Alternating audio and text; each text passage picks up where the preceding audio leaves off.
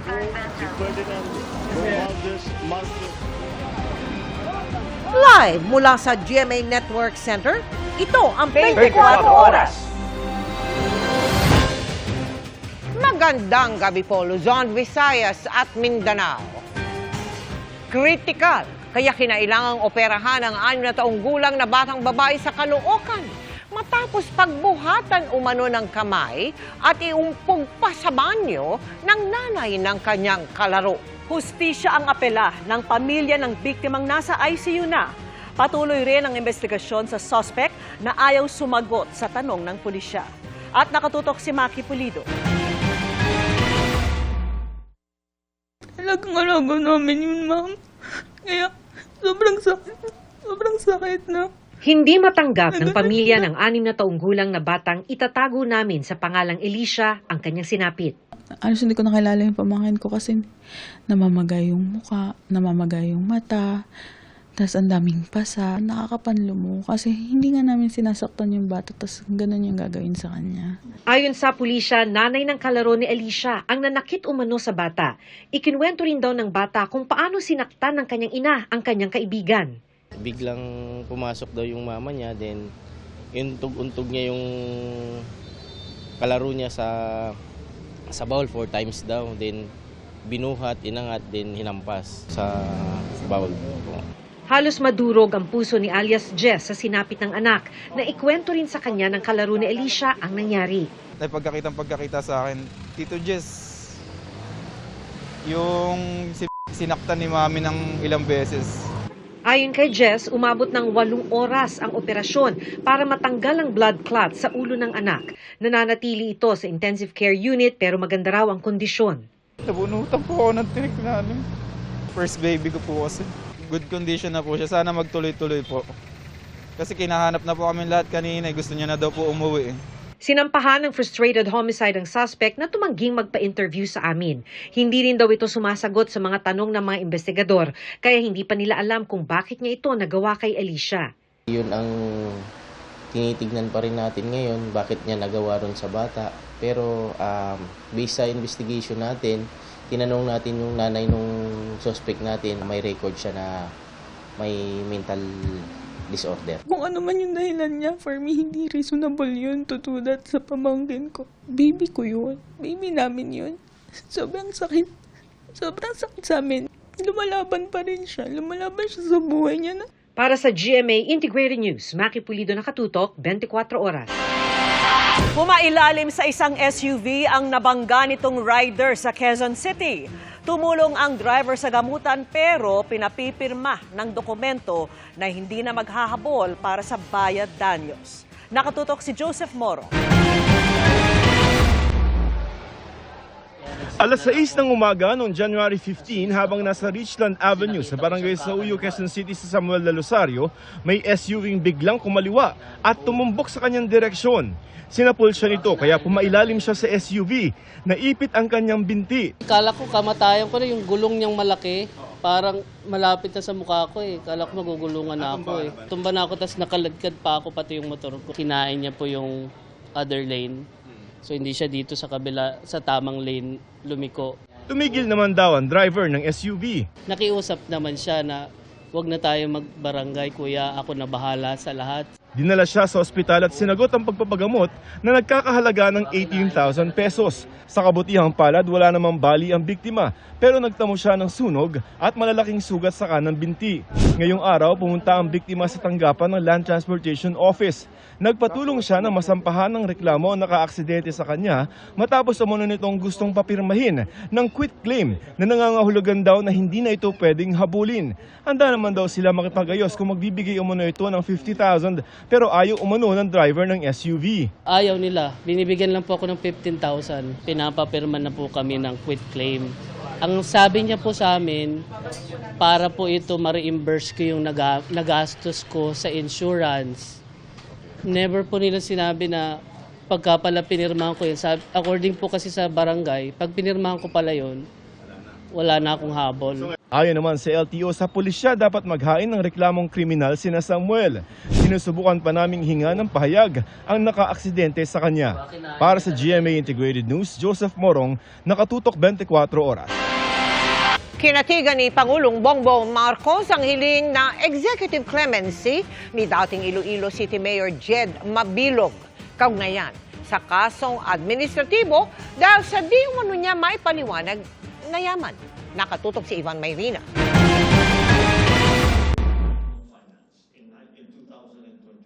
Executive clemency ang ginawa ni Pangulong Bongbong Marcos kay dating Iloilo City Mayor Jed Patrick Mabilog. Para yan sa administrative case na isinampalaban sa kanya na nauwi sa pag-dismiss sa kanya ng Office of the Ombudsman noong 2017 sa ilalim ng administrasyon ni dating Pangulong Rodrigo Duterte.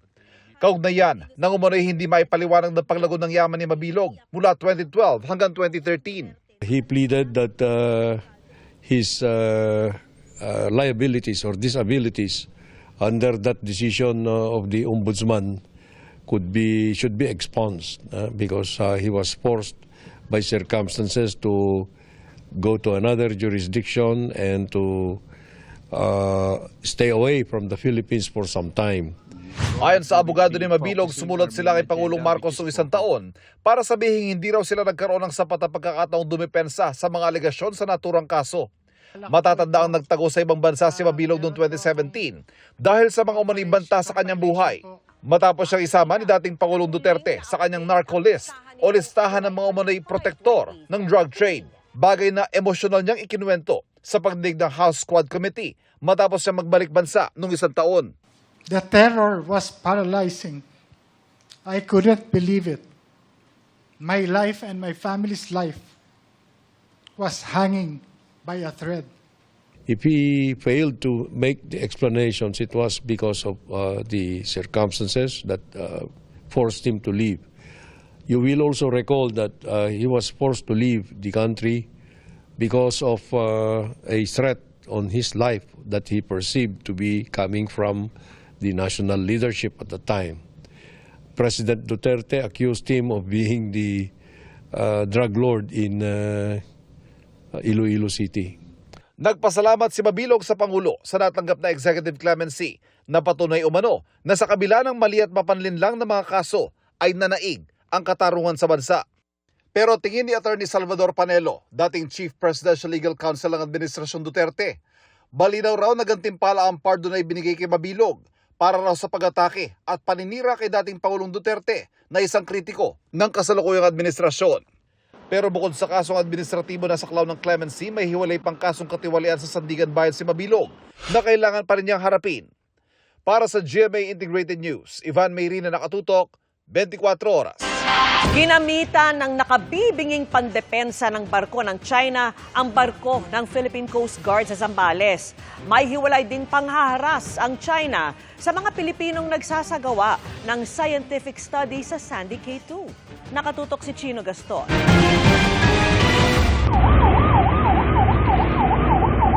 Sa unang pagkakataon, ayon sa PCG, ginamitan ng China Coast Guard ng Long Range Acoustic Device o LRAD ang BRP Cabra na ilang araw nang nakabuntot sa mga Chinese Coast Guard vessel 90 nautical miles mula sa coastline ng Zambales.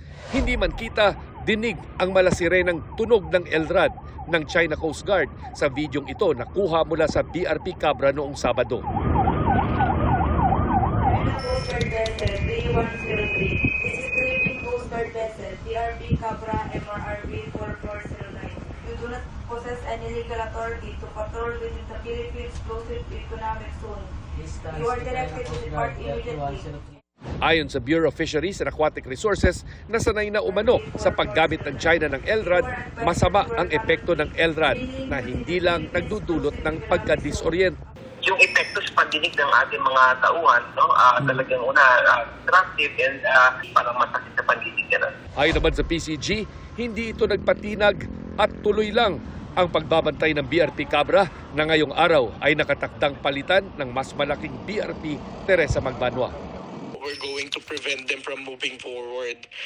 But this But our action today, is to replace BRP Cabra with our flagship, yung pinakamalaking barko natin, ito yung BRP Teresa Magbanwa, to continue itong pagmomonitor natin and pag-pushback natin dito sa China Coast Guard 3103. Sa isang pahayag, sinabi ng Chinese Embassy na sa ginawa nilang verifikasyon, wala umanong LRAD ang mga barko ng Chinese Coast Guard gaya ng sinasabi ng PCG at BFAR. Bago niyan ay malapitang lumipad sa ibabaw ng rubber boat ng BFAR ang isang helicopter ng China People's Liberation Army Navy nitong Biyernes. Yan ay habang palapit ang BFAR sa Sandy Cay 2. May 5 nautical miles o halos 10 kilometro mula Pag-asa Island para magsagawa ng marine scientific study sa mga bahura. Nagbaba din ng rubber boat ang China Coast Guard para harangin ang rubber boat ng BFAR. This doesn't stop us from ensuring na makakuha tayo ng sand samples in Sandy Cays 2 and 3. The Philippine Coast Guard will still be carrying out this mission together with BFAR. Para sa GMA Integrated News, Chino Gaston nakatutok, 24 oras. Iginiit ng asawa ng nahuling Chinese national dahil umano sa espionage o pang-iispiya sa bansa na hindi spy ang kanya daw mister. Dagdag pa niya, sinaktan umano ang kanyang asawa ng mga militar. Ang tugon ng mga otoridad sa pagtutok ni Ian Crew. Ang misis ni Deng Yuanqing na si Noemi, sinabing 2013 sila nagkakilala ng mister sa isang online platform. 2014 daw sila ikinasal sa bansa, kaya 10 taon na raw pabalik-balik ito ng Pilipinas. Si Deng ang Chinese national na inaresto kamakailan dahil umano sa espionage o pang-espiya sa ilang military at vital installation gamit ang ilang high-tech na kagamitan. Labis raw ang pag-aalala niya at hinahanap na raw ang mister ng kanilang 8 taong gulang na anak. Hindi po spy si Ching po. Na matagal na po siya naninirahan dito sa Pilipinas. Mahigit 10 years na po siya dito. May anak po kami, 8 years old. Natatakot pa ako sa kahihinat na ng anak ko sa school. Nasabi raw sa misis ni Deng ang sinapit nito. Nung nakausap ko siya, sabi niya, pinilit daw siya tapos sinapak daw yung ulo niya. Pero okay naman daw po siya. Sabi ko, maganda ba kinalalagyan mo? Kumakain ka ba? Konti lang daw kinakain kasi yun lang din naman siguro yung binibigay talaga. Ang human rights advocate na si Teresita Angsi may apela. Sana raw huwag agad husgahan si Deng na nagtatrabaho na isang overseas Chinese worker sa Pilipinas. Ang sa akin, impartial investigation, hindi kasi ang nangyari, trial by publicity agad. Hindi pa nga tayo nag-umpisa, trial by publicity, nag-conclude agad kayo na espiya. The company is a big company with clients in US, in Taiwan, in Australia, at internationally registered company. Sa isang pahayag ng Chinese Embassy, sinabi ng kanilang tagapagsalita na walang basehan ng espekulasyon at akusasyon ukol sa operasyon ng isang Chinese citizen bilang espiya.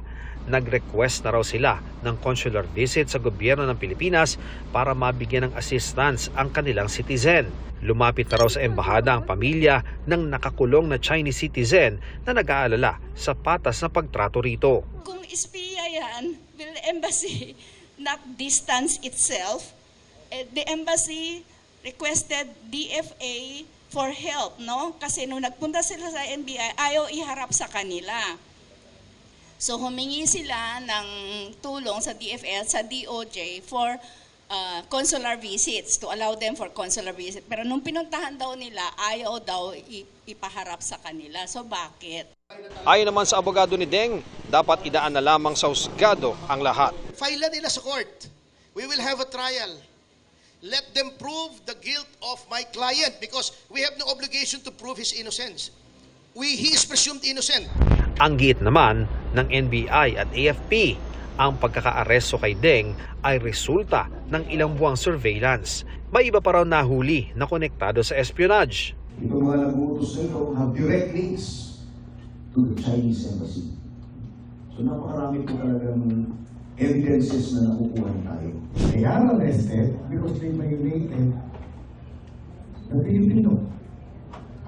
Yun po, wala pong string attached. Hindi po tayo gumagawa ng shadow chasing. Para sa GMA Integrated News, Ian Cruz, nakatutok 24 oras.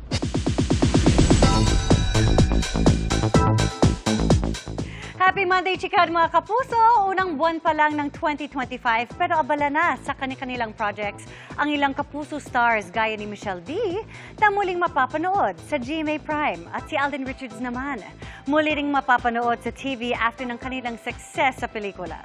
Makichika kay Lars Santiago.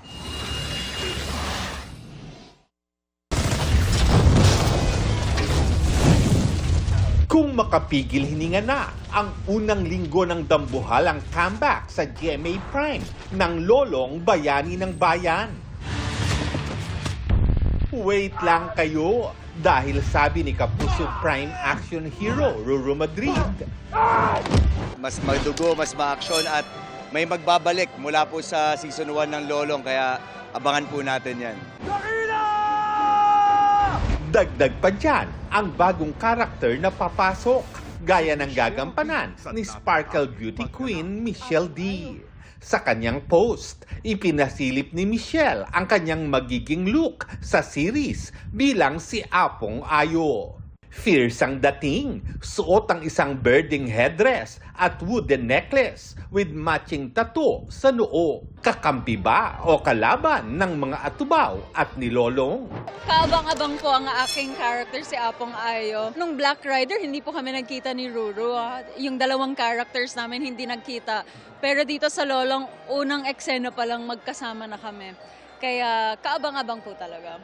Si Kapuso Primetime King Dingdong Dantes di rin nagpahuli sa Lolong Fever na nagpa-picture pa sa photo wall ni Dakila. Nagkwento si Michelle sa ika-4 na Ternocon na dinaluhan din ni Ruru Madrid, Bianca Umali at Alden Richards na naghahanda naman sa kanyang comeback sa All Out Sundays this February 9.